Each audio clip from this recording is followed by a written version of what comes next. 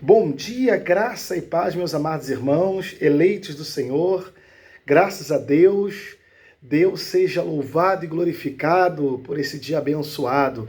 Pastor Leonardo Chagas sempre com um compromisso, compromissado com as 14 epístolas de Paulo, compromissado com a nova aliança. Paulo disse que nós somos dispenseiros de uma nova aliança, não é verdade?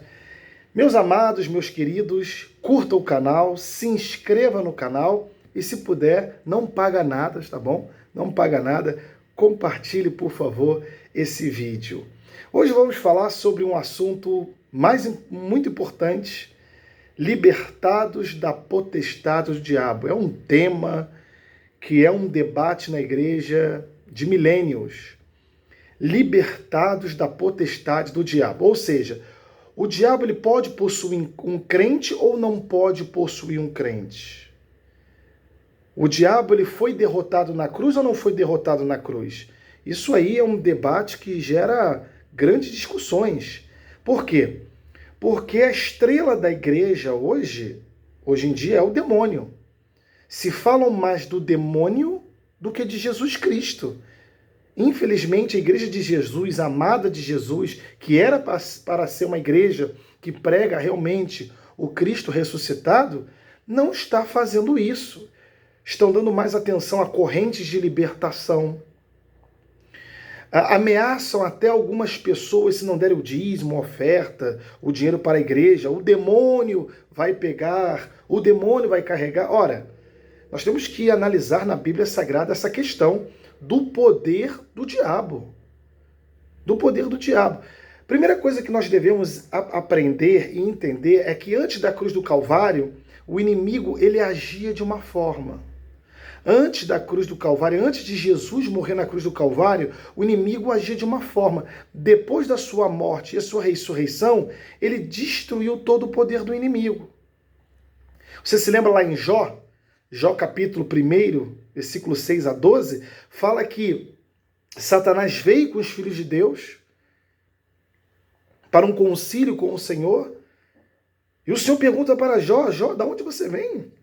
De rodear a terra. Então o Senhor fala para Jó, o Senhor fala para o Satanás, vistes ali, ó, está vendo ali o meu servo Jó? Não há ninguém fiel que nem ele. Então o que aconteceu, meus amados irmãos? O Senhor falou, olha, o Satanás falou assim, olha, Jó, ele não te abandona porque eu sou dar tudo para ele. Sou dar sebe, sou dar casas, tudo do que é bom para Jó. Então o Senhor falou para Satanás, então vai lá e toque em Jó. Então o inimigo tocou na vida de Jó e destruiu a vida de Jó. Só que Jó foi um homem fiel a Deus. E permaneceu fiel, mesmo diante das dificuldades. Você quer ter um pouco de paciência? Aprenda com Jó. Jó foi fiel. Ele perdeu a esposa, ele perdeu amigos, ele ficou doente, ele perdeu dinheiro, mas ele foi fiel. Então Satanás, antes da morte e da ressurreição de Jesus, o inimigo tinha poder contra os filhos de Deus. Agora, hoje não tem mais. Depois da cruz do Calvário, Satanás foi destruído, foi amarrado, e o poder dele foi também aniquilado na cruz do Calvário. O Senhor o aniquilou através do seu sangue. Então, ele não tem mais poder contra nós. Pastor, então o Senhor está me dizendo que se Satanás não tem mais poder contra a minha vida, qual é a luta? Eu tenho a luta contra quem? Já vou lhe falar. Mas agora vamos à Bíblia Sagrada, Colossenses capítulo 1, versículo 13. Olha aqui a condição de Satanás depois da morte de Jesus e da sua ressurreição. Colossenses 1,13. Ele nos libertou do império das trevas e nos transportou para o reino do Filho do seu amor. Ele nos libertou do império das trevas.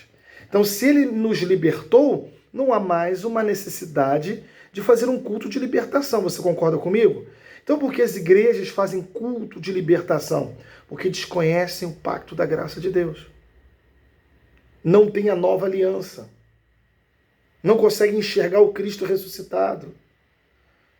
Muitos não leem nem a Bíblia. Muitos não leem nem a Bíblia. A maioria do povo de Deus não lê a Bíblia. Não estuda a Bíblia. só ficam de campanhas e campanhas, de libertação em libertação.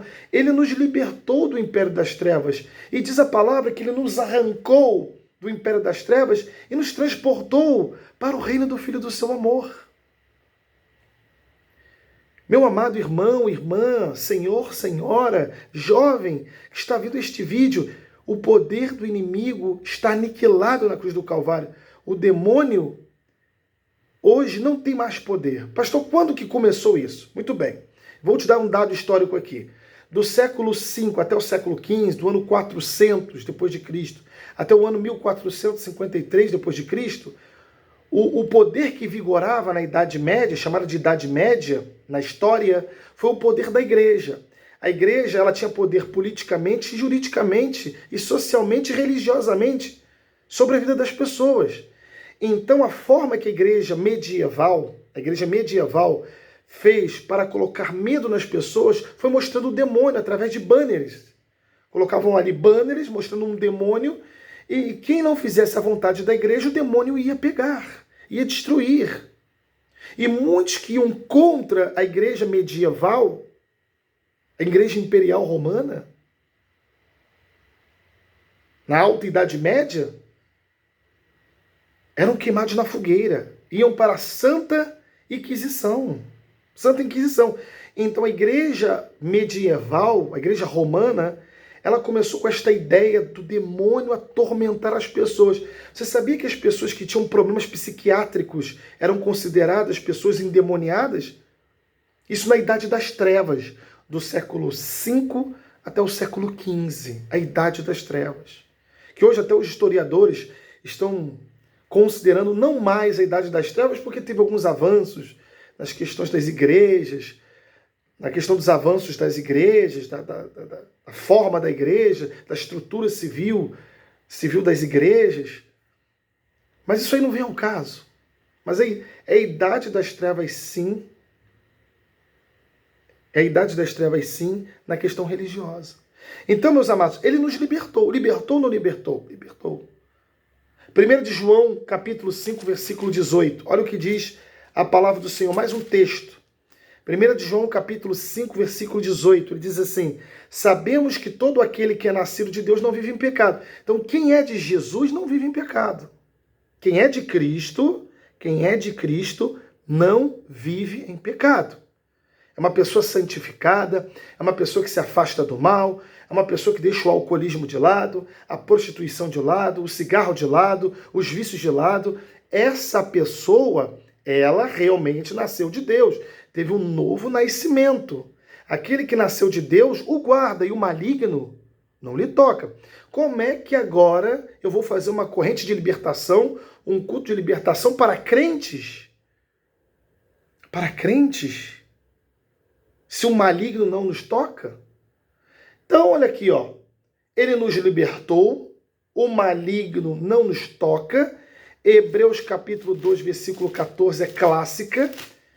Hebreus, que Paulo que escreveu Hebreus, muitos falam que foi Apolo, Barnabé, foi Paulo. Pela sua narrativa contra o judaísmo ali, foi Paulo que escreveu o livro de Hebreus.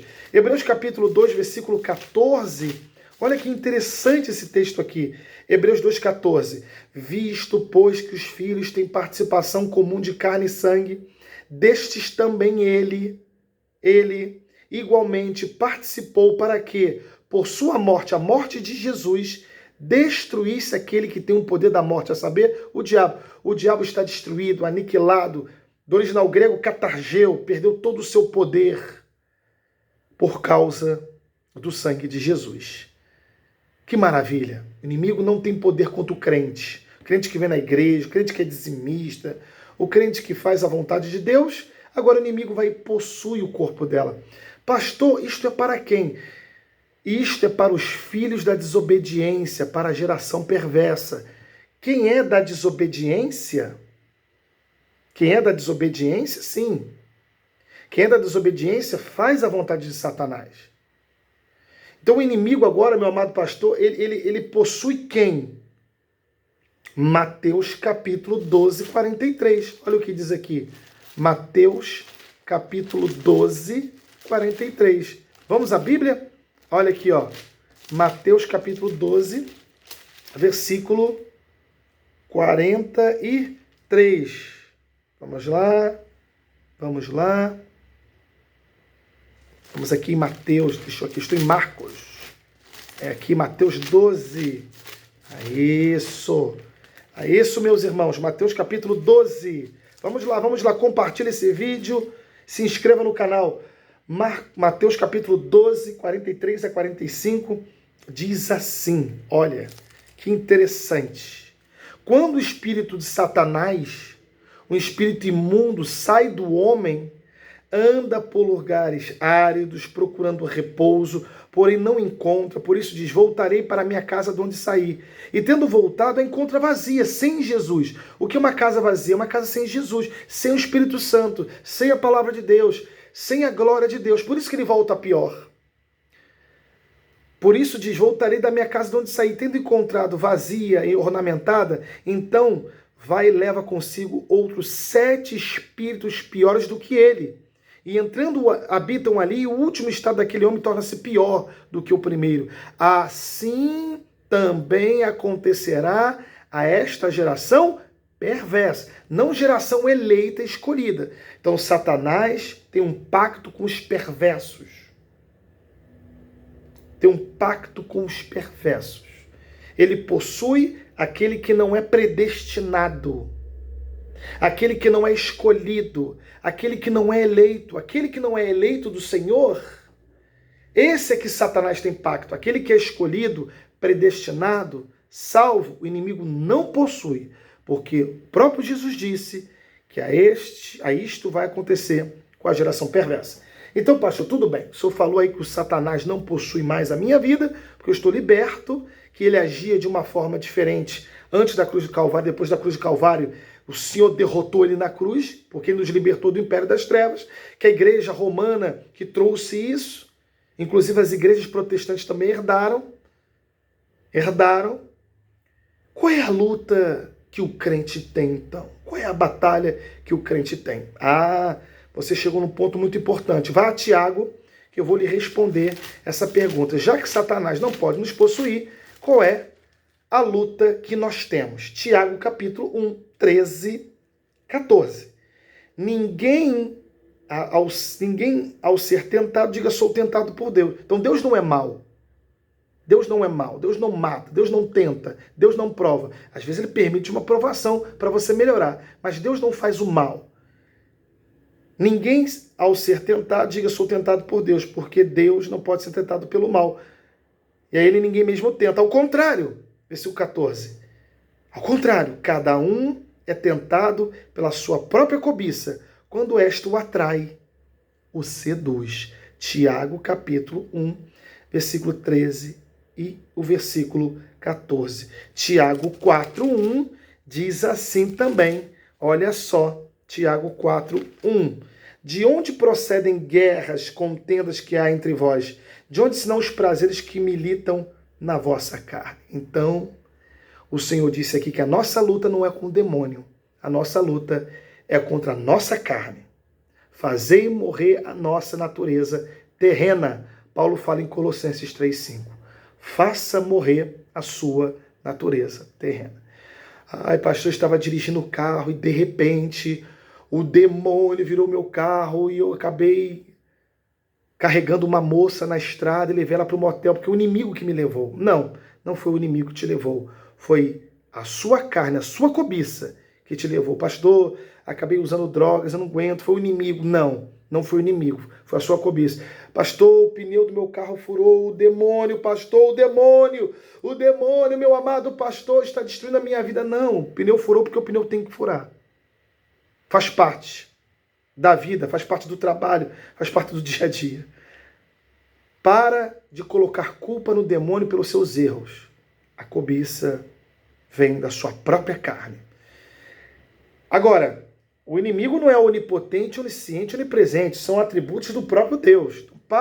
As igrejas têm que parar de colocar o demônio acima das coisas. É Jesus que está acima, não é o demônio. É Jesus que é o Senhor da nossa vida, não é o demônio. Então a nossa luta é contra a nossa carne, contra os seus pensamentos derrotistas, seus pensamentos que te atormentam, seus pensamentos que dizem que você não vai conseguir, aquela vozinha interior que fala contigo, repreende isso aí e fala, eu vou conseguir, porque Jesus é comigo. Deixa a sua carne de lado, tá bom? Deixa a sua carne de lado. Não dê brechas para a sua carne. O que eu tenho que fazer é não dar brechas. Porque Tiago 4:1 aqui, ó, que eu li aqui, ele disse que a luta que eu tenho é contra a minha carne. Tá bom?